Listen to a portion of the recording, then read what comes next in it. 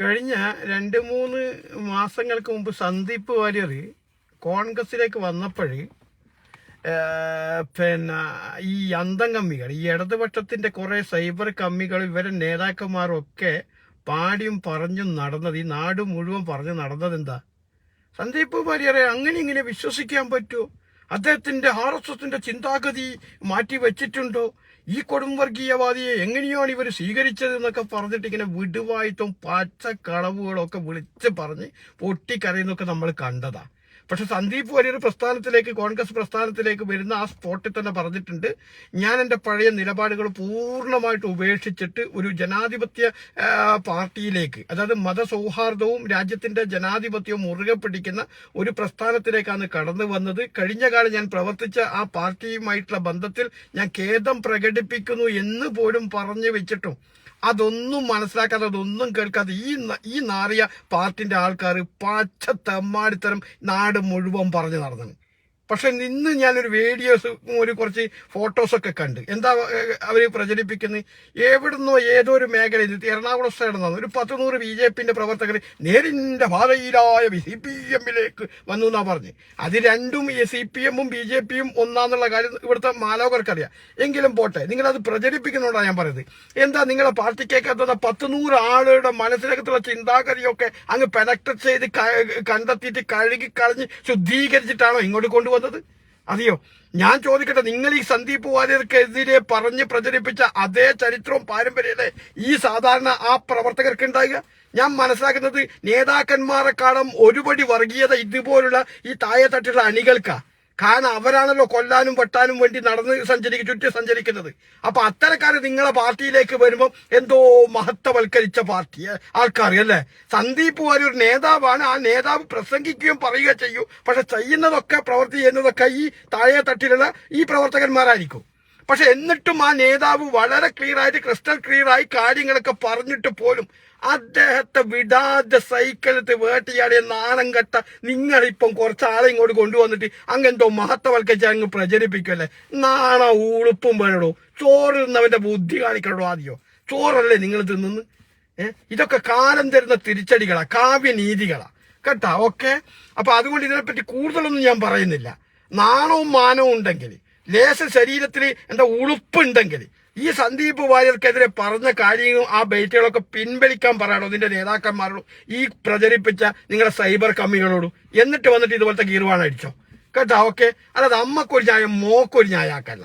Okay, പിന്നെ ഇതിന്റെ കൂടെ തന്നെ ഒരു പറഞ്ഞു വെക്കേണ്ട ഒരു കാര്യമുണ്ട്.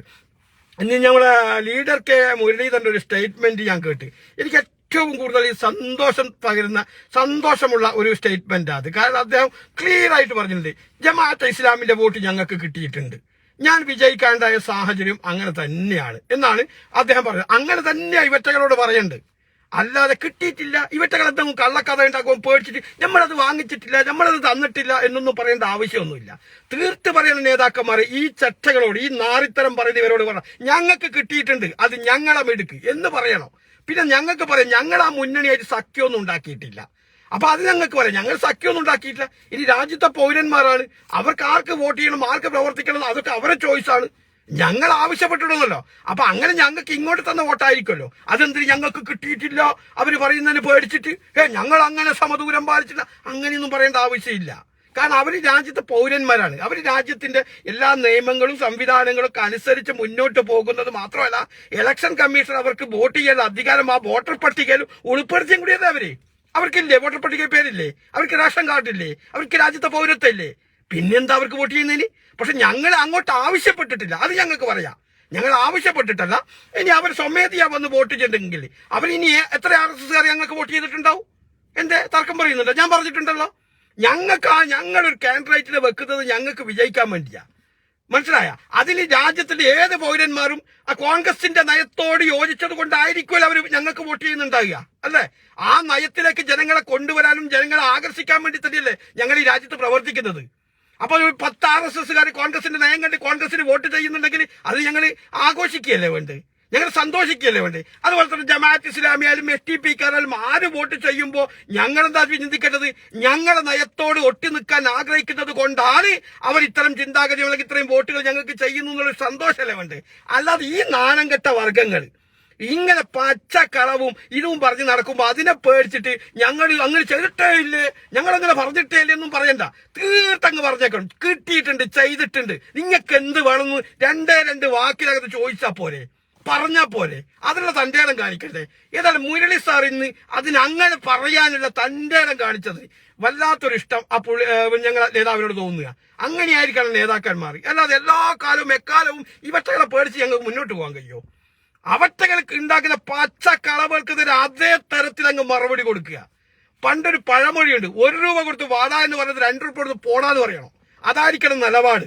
അത് ഇലക്ഷന് വിജയിക്കോ പരാജയപ്പെടുന്നത്, അതിപ്പോ നമ്മൾ എങ്ങനെ നിലപാടിയാലും വിജയിക്കേണ്ട ഘട്ടത്തിൽ വിജയിക്കും, പരാജയപ്പെട്ട ഘട്ടത്തിൽ ഞങ്ങൾ പരാജയപ്പെട്ടിട്ടുണ്ട്.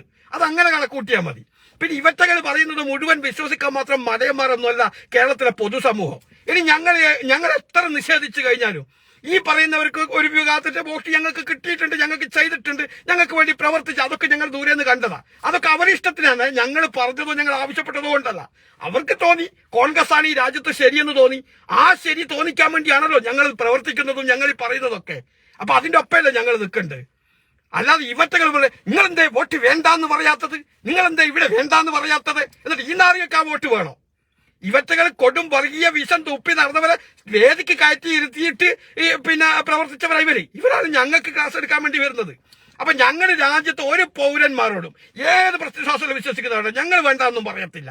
ഇനി ഇവര് പറയുന്ന ഈ ഇടതിന്റെ അന്തംഗമ്മികൾ ഞങ്ങൾക്ക് വോട്ട് ചെയ്തിട്ടില്ലേ, അല്ലാതെ ഞങ്ങളിങ്ങനെ ഇത്രയും ഭൂരിപക്ഷത്തിൽ വിജയിക്കുവോ ഞങ്ങൾ ഇല്ല.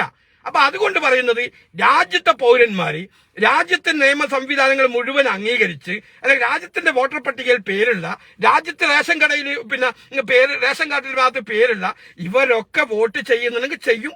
അത് ഞങ്ങൾ സ്വീകരിക്കും. അതിൽ 2ാം തര പൗരന്മാരായിട്ടൊന്നും ഞങ്ങളാരും കാണത്തൊന്നുമില്ല. പിന്നെ നിലപാടുകളും വ്യത്യസ്ത ചിന്താഗതി ഉണ്ടാകുമ്പോൾ ആ നിലപാടിൽ നിന്നുകൊണ്ട് ഞങ്ങൾ മറ്റുള്ളവരെ എതിർക്കും. അത് വിഷയം വേറെ. മനസ്സിലായ? അപ്പൊ അത്രേ ഇതിനകത്തുള്ളൂ. ഏതായാലും മുരളി സാറ് പറഞ്ഞ ആ വാക്കിനെ വളരെ നെഞ്ചോട് ചേർത്ത് വെച്ചുകൊണ്ട് തന്നെ ഞാൻ ഇതങ്ങ് അവസാനിപ്പിക്കുന്നു. ജയ് ഹിന്ദ്, ജയ് നാഷണൽ കോൺഗ്രസ്.